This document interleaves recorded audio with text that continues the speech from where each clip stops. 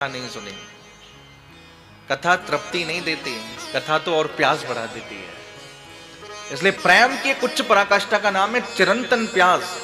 चिरंतन प्यास जिसमें रहती है उसे प्रेम कहा जाता है।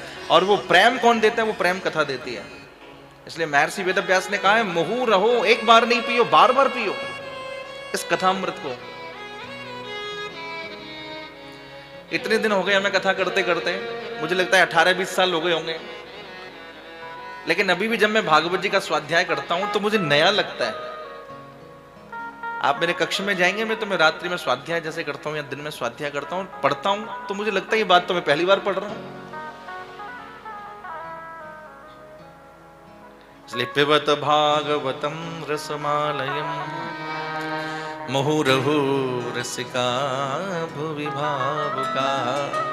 आइए रसिको, आइए भावुको, इस रस का रसास्वादन करिए और अपने जीवन को तृप्त करिए, अपने जीवन को आनंदित करिए। नैमसारण की धरती पर 88,000 ऋषि बैठे हैं, सामने सूत जी विराजे हैं। ऋषियों ने 6 प्रश्न किए हैं और उन 6 प्रश्नों के उत्तर में सूत जी ने भागवत की कथा ऋषियों को सुनाई है।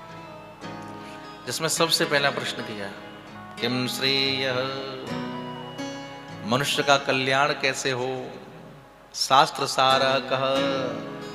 कोई कहता है भागवत पढ़ो, कोई कहता है रामायण पढ़ो, कोई कहता है गीता पढ़ो। समय कम है, शास्त्र बहुत हैं, इसलिए सब शास्त्रों का सार क्या है? भगवान के कितने अवतार हुए? तीसरा प्रश्न। चौथा प्रश्न, भगवान क्यों अवतार लेते हैं? पांचवा प्रश्न, जीव का परम लक्ष्य क्या है? और छठवां प्रश्न ये है, धर्म कम शरणम गतः।